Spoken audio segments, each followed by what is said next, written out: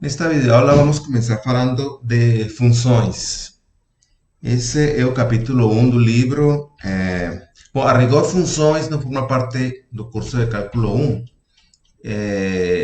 A rigor, funções seria parte de um curso de pré-cálculo ou do curso de segundo grau, mas como funções é tão importante para este curso, eu decidi fazer os vídeos passando mais ou menos rápido, porque é muito assunto para cobrir, não teríamos tempo, então vou passar rápido e vou encaminhar vocês a lerem o livro, tá? Encorajar a ler o livro, a tentar fazer os exercícios. Vou deixar lista de exercícios dessa parte também. Então, é um assunto fundamental que vocês têm que trabalhar bem para que para quem não viu ainda funções no segundo grau, é fundamental para este curso, tá? Então vamos começar com o capítulo 1. Ele começa fazendo uma apresentação do que são as funções. Então, uma coisa que é importante mencionar é que a ideia geral, não da matemática, das ciências, de todas as ciências naturais em geral, é que as coisas são descritas por funções. Então, você tem, por exemplo, a população, como está aqui no livro, a população humana, aqui no item B, a população humana depende do tempo T. Então, em cada tempo tem uma população. E essa população tem existe alguma fórmula, alguma função que descreve como a população depende do tempo. Então, a população é a variável dependente e o tempo é a variável independente. O tempo passa independentemente e a população varia com o tempo. Mas existem muitos outros tipos de funções, principalmente na economia, função custo. Existen, por exemplo, a temperatura da terra. Então, em função, por exemplo, pode ser em função da pressão, em função da distância a algum lugar. Então, a ideia é que tudo que você vê no mundo é algum tipo de função.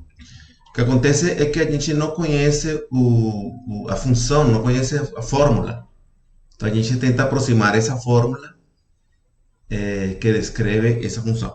Então, o livro começa motivando aqui, mostrando a ideia que acabei de falar, a ideia de que as coisas são funções. Aqui temos o gráfico de um tremor de terra. Então, aqui o tempo está passando em segundos. E aqui a oscilação, esta distância aqui representaria a aceleração que está sofrendo a aceleração é uma força, tá? Em física, a aceleração é uma coisa que uma força. A força que está sofrendo a Terra nesse momento. Bom, então, o que é uma função? Ele escreve aqui este parágrafo. Então, uma função é uma lei que associa a cada elemento x em um conjunto D exatamente um elemento f de x em outro conjunto. Tá? Então, a um x associa um f de x, um único f de x. Bom, esse gráfico aqui é porque é comum pensar nas funções como máquinas. Você dá uma entrada e tem uma única saída, tá? Então, outra maneira de pensar em funções é também como módulos. Então, se eu tenho uma fábrica que fabrica camisas, eu tenho uma seção da fábrica que fabrica os botões. Então, isso seria uma função. Eles são responsáveis. Por um lado entra a matéria-prima e pelo outro tem que sair botões. Tá? Então, eles têm uma função que é fabricar botões. Então, nesse sentido, é bom pensar nas funções como maquininhas. Isso, por exemplo, tem uma aplicação maior quando você faz programação. Quando você programa algo, divide esse programa em funções, em pequenos módulos, cada módulo é responsável por uma tarefa. Tá? Aí também se aplica muito a ideia de função. Então, voltamos à definição. Então, a função é uma lei que associa a cada elemento x em um conjunto D um único elemento f de x em este outro conjunto E. Tá? Este conjunto é chamado de domínio, vocês sabem. A saída é chamada domínio. Vou aumentar aqui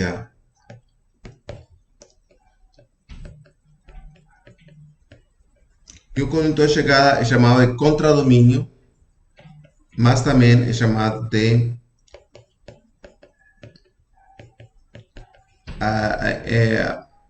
antes se chamado de imagem, mas na verdade, a rigor, a imagem são os pontos que recebem um valor, aonde chega alguma setinha. Esse aqui é chamado diagrama de setas. O importante é que um X não pode ter duas setas. Não pode ter duas setas, tá? Isso não pode acontecer. Bom, então, a outra maneira clássica de representar funções é o gráfico, tá? O gráfico da função. Então, no gráfico da função, aqui estará o eixo x, que normalmente o x são números, y são números. Então, aqui o eixo x e aqui o eixo y, tá? Então, a cada x aqui, associa uma única altura f de x, tá? Então, se este x, f de x vai estar aqui, ó. Vai ser essa altura, tá? Se este x, subirlo um pouquinho mais para que fique... Bom, está bom. Então, a ideia ficou que este x, a altura f de x, bate aqui no eixo y, tá? Então, por exemplo, se este 2, essa altura é f de 2. Esse número é o valor da função em 2. Tá bom? Aqui, se temos uma função, aqui temos esta função, o domínio da função é aqueles pontos para os quais está definida a função. Tá? E a imagem da função são aqueles onde chegou alguém. Tá? Então, aqui nós temos, vamos ver com esse aqui. Então, aqui temos um x. Aqui temos f de x. Tá? Então, a imagem é o conjunto de pontos onde chegou alguém. Tá? E o domínio é o conjunto de pontos onde saiu, para os quais tem uma altura. Tá? Então, nós já fizemos em alguma aula passada, vimos a equação da linha reta, a equação da parábola. Tá? São gráficos de funções. São gráficos de funções, essas duas. São exemplos de gráficos de funções. Então, você vai dar valores a x e tem valores para y, pode fazer uma tabela. Depois você coloca esses pontos no plano xy e dá o gráfico, tá? É claro que a ideia é que a gente coloca aqui, seria colocar todos os possíveis x, que são infinitos, tá? Porque aqui estaria um meio, um terço, um quarto, um quinto, todos eles têm uma altura. E depois tem os números, por exemplo, 0.253421. Isso é um número. Isso, quando aplica, esse é o x. Quando aplica esta função, dá isso ao quadrado. Isso é algum outro número. Então, é claro que a gente não consegue fazer mais que alguns poucos pontos. E depois traça o gráfico, sabe? Traça o gráfico supondo que o resto é contínuo. Tá? Que o gráfico, os demais pontos vão ficar continuamente ali no meio. Bom, aqui o livro dá um gráfico de uma função e pede para encontrar alguns valores. Por exemplo, observen que nesse gráfico, por exemplo, quanto é f de 1? Então, se eu calculo f de 1, quanto será f de 1? Então, vou ter que ir aqui está x e aqui está 1. Então, já vi que a unidade aqui é 1, este é 1, não, f de 1 não é 1. F de 1 é 1, 2, 3. F de 1 é 3. F de 1 é 3. Tá? Por exemplo, quanto é, vamos ver que número é esse aqui. Bom, vamos fazer esse aqui. Esse é o número 1, 2, 3, 4, 5, 6, 7. Então, eu tenho que esse cara aqui é 7. Esse ponto. E eu posso perguntar quanto é f de 7. Qual é a altura em 7? Aí eu vejo que a altura em 7 é 0. A altura é 0. E nesse ponto, a altura da função é 0. Nem é positiva, nem é negativa. É 0. nesse ponto a altura é negativa, tá bom? Aqui tem outro ponto, que não sei que ponto é, tá? Normalmente se nota como x0, por exemplo, x0, perdão. X0, sim, x0. O que acontece em x0? Não sei quem é x0, mas o que eu sei é que f de x0 é zero, porque aí a função a altura também é zero. Não sei quem é. Puede ser, por ejemplo, probablemente 1, 2, 3, 4. Puede ser 4.6. Mas não sabemos quanto é. Este cara aqui é interessante, 2. Então, se eu vou aqui em 2, tá? E olho essa altura vai ser 1, 2, 3, 4. Este cara é 4. 4 en y. Então, observen que f de 2 é 4. Bom, e é interessante que f de 2 é o maior valor da função neste intervalo. De 0 a 7, a maior altura possível é 4. E a menor altura possível é menos 2. Esse aqui é menos 2. Esse aqui é menos 2. Essa é a menor altura possível. Tá bom? O cálculo que vamos a estudar neste curso va nos permitir calcular o ponto onde se alcança a maior altura e o ponto onde se alcança a menor altura para uma função, tá? Bom, mas vamos continuar com este exemplo interessante, que é ver a função, a função custo, né, como uma função. Então, temos uma caixa aqui, eu vou resumir para vocês verbalmente, vocês vão ler depois este exemplo. Temos uma caixa aberta, então esta caixa, a tampa de cima não existe, tá? Esta tampa é aberta aqui em cima. Esta caixa, a altura é H, não sei quanto é, e a largura é W. A largura é W. Perdão, sim, a largura é W e o comprimento é 2W. O comprimento é o dobro da largura. É o que ele fala aqui. Ele fala aqui nesta parte que o comprimento é o dobro da largura. Então temos a caixa com essas dimensões. W a largura, 2W comprimento e H altura. Tá bom? O volume da caixa vai ser fixo. O volume da caixa vai ser 10 metros cúbicos. Uma caixa com 10 metros cúbicos é um quarto. Então, uma caixa d'água, praticamente.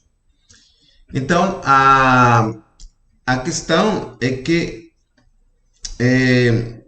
ele sabe, de alguma forma, que, vou colocar aqui, que o custo do material lateral, perdão, o custo do material da base é 10 reais, vamos colocar 10.000 por metro quadrado. Se as unidades são 1.000, então é 10. Você fala 10 só para falar em 10.000, tá? Então, o fundo, por alguma razão, o fundo da caixa é mais caro e custa 10.000 um metro quadrado, que representamos como um 10, porque as unidades são 1.000. E o material da base, o material da base é 10 metros quadrados. E o material lateral, das paredes laterais, é 6 metros quadrados. Então, ele pede para expressar o custo de fazer a caixa como função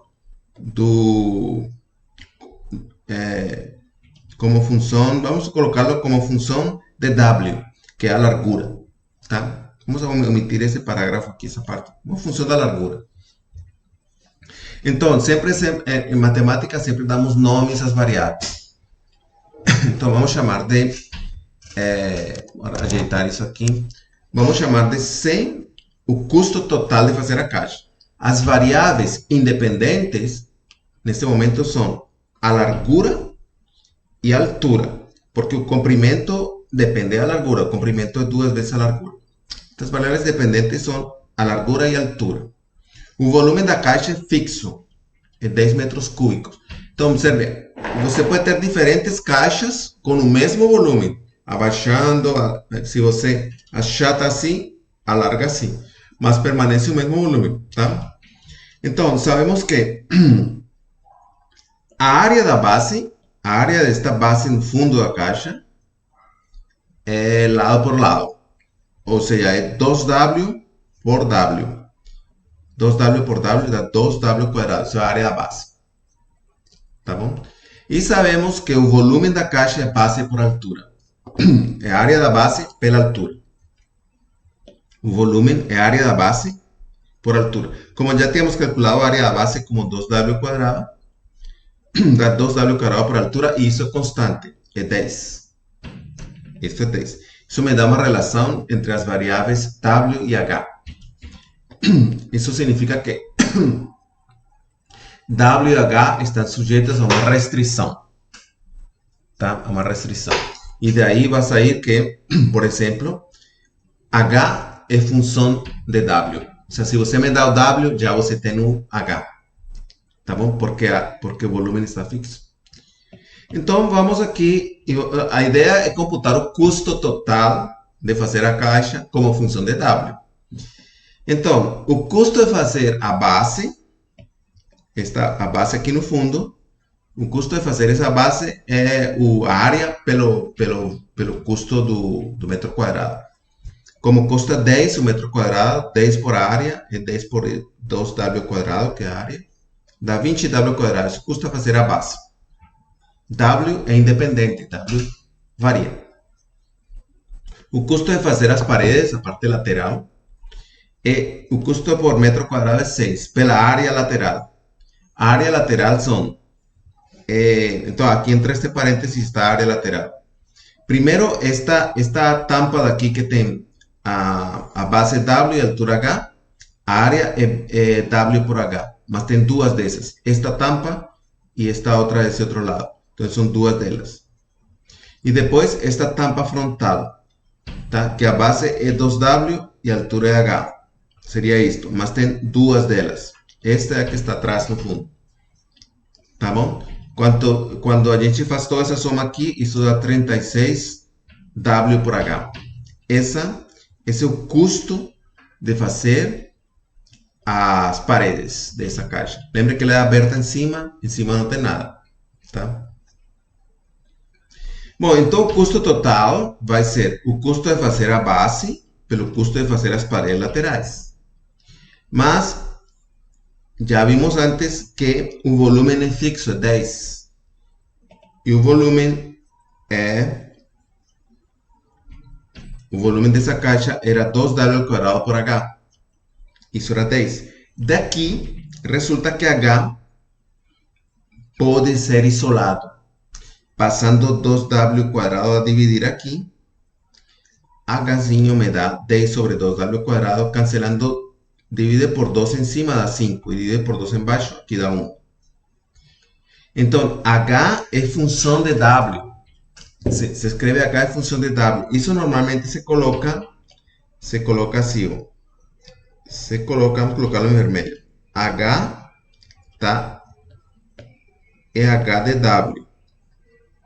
Às vezes se coloca assim, isto significa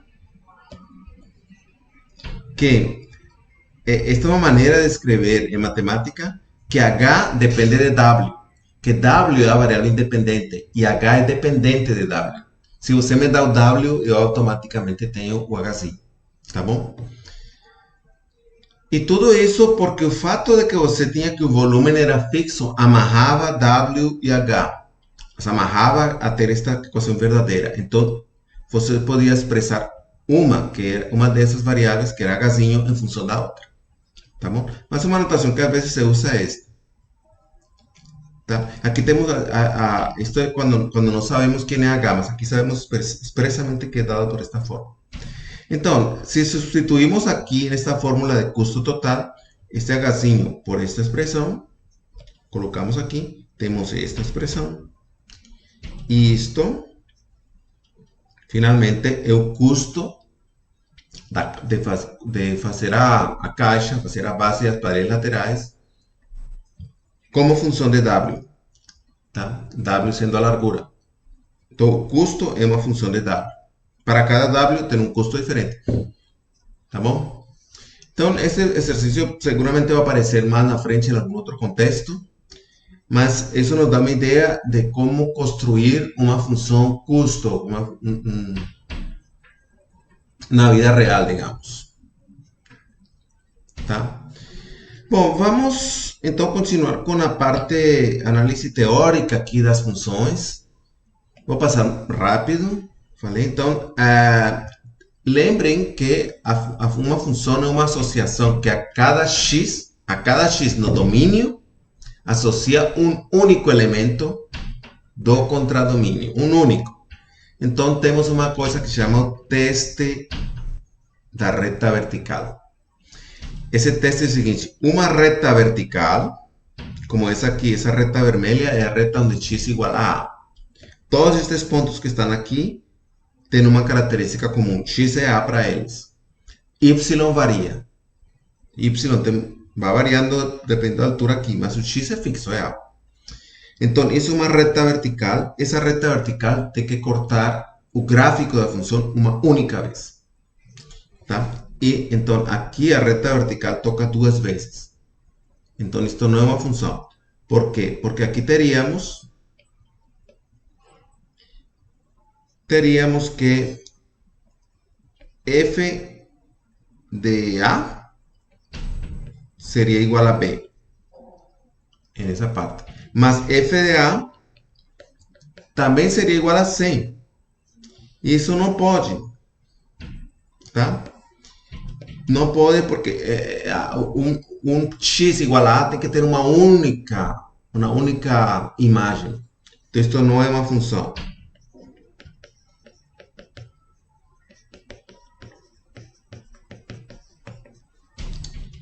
Não é uma função, enquanto que este sim é uma função. Tá? Outra observação é que considere aqui consideremos esta parábola. Então, para entender isso aqui, o que podemos fazer é o seguinte: temos esta equação. Uma equação equação vem de equal, né? Então, tem que ter uma igualdade entre duas coisas, chamada uma equação. Então, considerando esta equação, a gente pode dar valores a x ou a y e ter valores de x. E formar uma tabela. Tá bom? Para cada y, por exemplo, aqui, para cada y vai me dar um x. Quando eu grafico esses pontos no plano xy, dá uma coisa como esta. Isto não é o gráfico de uma função.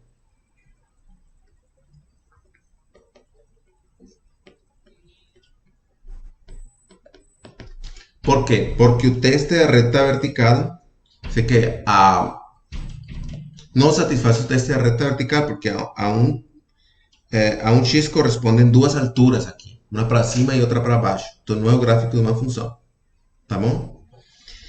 Este seria o gráfico de uma função se eu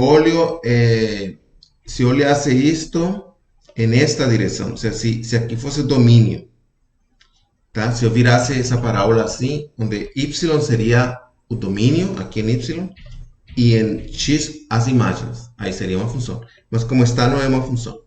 Mas aqui neste gráfico, nesta expressão, estão escondidas duas funções. A parte de cima é quando nesta eu passo 2 para lá, sumar. Observem que aqui eu vou ter aqui, por exemplo, isto implica que x más 2 é y al cuadrado. Tomando raiz a ambos lados, en esta expresión, yo tengo que y puede ser a raíz positiva de x más 2. Esto es un gráfico de una función. O y puede ser a raíz negativa de x más 2, que es a parte de baixo. Entonces, en esta curva aquí están escondidas dos funciones. Se fala que están implícitas. Tá? Então, vamos colocá-lo aqui. Se fala que as funções estão implícitas. Implícitas significa que que não está explícito é o que está à mostra, e implícito é o que está escondido. As funções, perdão, essas duas funções, desculpa pelo cachorrinho, toda hora tem um cachorrinho aqui fazendo isso. Então, aqui esta coisa não é o gráfico de uma função, e aí moram duas funções, tá bom? Observem que isso é diferente disto, né? Se eu tivesse aqui y igual a x ao quadrado menos 2, isto sim seria o gráfico de uma função assim, tá bom? Mas aqui está ao contrário. Normalmente, y depende de x, tá? Y é função de x. E aqui está ao contrário. Aqui x é função de y. Bom, mas no livro estou remitindo vocês para ir ao livro e ler o livro. Bom, algumas funções são definidas por partes. Isso é muito comum. Então, uma função pode ter uma definição assim como esta. Então, está dizendo que a função é o valor de f de x é 1 menos x se x for menor que menos 1, menor ou igual que menos 1. Então, a função até chegar em menos 1, ela é 1 menos x. Isto aqui seria o gráfico de 1 menos x. Tá bom? E depois de passar de menos 1, quando é estritamente maior que menos 1, a função vale x ao quadrado. Então, isto aqui seria o gráfico de x ao quadrado. Então, observem, por exemplo, que aqui o valor da função em menos 1 corresponde aqui, tá? Aqui é para x menor ou igual que menos 1. Aqui x pode ser igual a menos 1. Então, quando x é igual a menos 1, se aplica esta fórmula e não esta. Então, quando aplica esta, dá 1 menos menos 1. Tá? Então, vamos ver aqui que f de menos 1 se aplica a fórmula de cima. 1 menos menos 1. Ou 1 mais 1, que é 2. E por isso, aqui a altura é 2. Tá? Se eu traço essa altura aqui, então me dá que essa altura é 2 aqui. A altura é 2. Bom? Se calcula com esta parte de cima, não com esta aqui. Tá bom? Outro exemplo clássico é esse que está aqui, o valor absoluto. O valor absoluto de x, que se denota así, ¿tá? También podría ser, por ejemplo, yo podría escribir esta función así. Yo podría escribir así. Y, vamos a colocar en preto porque podría colocar que y es la función valor absoluto de x igual. Entonces, esto que está aquí, esto es un nome da función. Tá? Esta letra não precisa ser uma letra, pode ser duas letras aqui. Tá? Pode ser F, pode ser G, mas pode ser VA, que significa valor absoluto de x. Tá bom? Essa função se chamaria VA e teria este comportamento. Mas para valor absoluto se usa um símbolo, que é duas barras ao lado e lado de x. Tá? Se usa esse símbolo para indicar a função. Não, a função não tem nome, não tem nome F, G, H, nem VA. Se usam duas barras, tá bom? Uma maneira de, alguma vez, de representar uma função. Então, essa função diz que se x é positivo, estou tocando aqui onde não deveria, se x é positivo, o valor absoluto de x é x. Então, isso significa que se x é positivo, quando x está aqui, o valor absoluto de x é o próprio x, tá? Se aqui está, por exemplo, 3, o valor absoluto de 3 é 3, tá bom? Mas se x é negativo, que seria isto aqui, se x é negativo, o valor absoluto de x é menos x.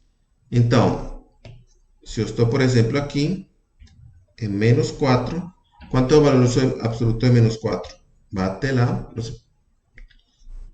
subir aqui, correto. Sobe até aqui e depois vai até aqui. E este cara é 4. Então, x será menos 4. O valor absoluto de menos 4 não é menos 4, é menos 4.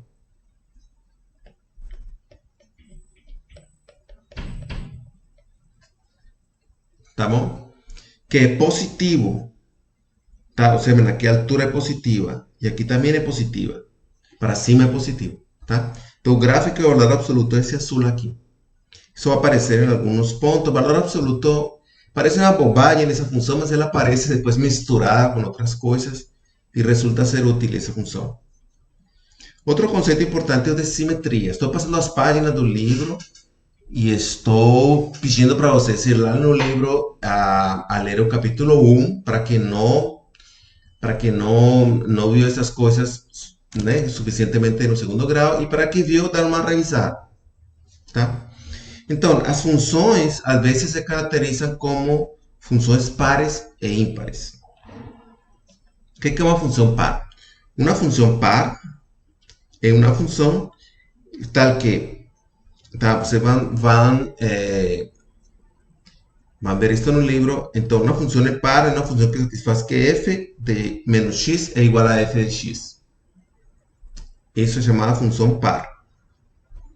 Então, f de menos x é igual a f de x. Então, se x está aqui, x positivo, menos x é negativo. Mas a altura aqui e a altura aqui é igual.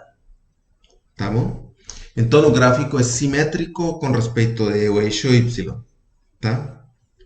A ambos lados do eixo y está a mesma coisa. Tá bom? A função é dita par. O sea, deste lado, do lado esquerdo e do lado direito do eixo y, temos o mesmo gráfico. A função é ímpar. Vou usar outro cor aqui. A função é ímpar se, caso vamos falar que a função é ímpar, se f de menos x não é igual a f de x, mas é o negativo de f de x. F de menos x é menos f de x.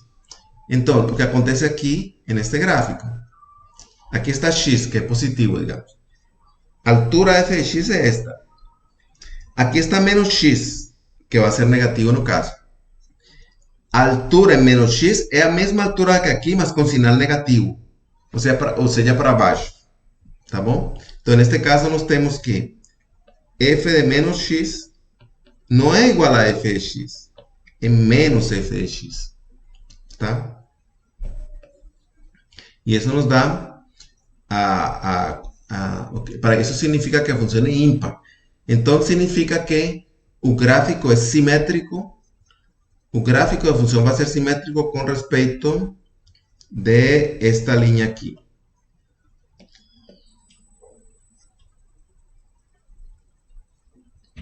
Ok, ficou mal. Vou fazer melhor aqui. Passa aqui, depois tem que passar aqui. Oh, meu Deus. Bom, ficou mal, mas vocês entendem que essa linha é y igual a x. Tá? É chamada a bissetriz deste ângulo de 90 graus aqui. Ela corta pelo meio. E então, observem, o que acontece aqui em cima, depois acontece aqui embaixo similar. Depois passou para lá, aqui passou para lá. É uma simetria com respeito a essa linha. Bom, mas o fato é que às vezes é útil considerar as funções como pares e ímpares. Tá? E os exemplos clássicos, por exemplo, temos aqui no livro a função x é ímpar. Vamos colocá-la aqui. Esta é ímpar. A função x ao quadrado é par. Porque observen que par é simétrica com respeito a este eixo. Já a função x ao cubo volta a ser ímpar. E a função x a 4 é par. E x a 5 é ímpar. Então, vocês observam que o expoente é par, a função é par. Expoente é ímpar, a função é ímpar. Tá? Então, vamos estudar um pouco mais sobre isso depois. Só para mencionar esse fato, funções pares e ímpares, uma coisa importante, a função cosseno é par e a função seno é ímpar. Mas veremos depois. Finalmente, esto é muito importante, as funções se caracterizam ou não se caracterizam. Temos o conceito de função crescente e decrescente. O que é uma função crescente? Então, vamos ver aqui rapidamente. A função é chamada crescente se acontece, eu prefiro escrever assim. Se x1 é menor que x2, então f de x1 é menor que f de x2. Tá? Então, esta expressão aqui, vamos colocá-la como está aqui. Então, diz que f de x1 é menor que f de x2 sempre que x1 seja menor que x2. Então, nada melhor que o gráfico para ver isso. Esta função, en este pedaço, ela é crescente, porque aqui está x1 e x2. Então, x1 é menor que x2. Tá? E observem que essa desigualdade é preservada. F de x1 é menor que f de x2. F de x2 é maior. Tá? Esta desigualdade é preservada. Já nesta parte, a função é decrescente. Porque se aqui eu pego dos pontos aqui, vou colocar aqui x1, vou ter que usar diminuir esto que está muito grande, acho que vou ter que, aqui está bom, este é x1 e este é x2. Então, observen que aqui passa outra coisa, ficou x0 porque... não importa, mas vou colocar x2 melhor que...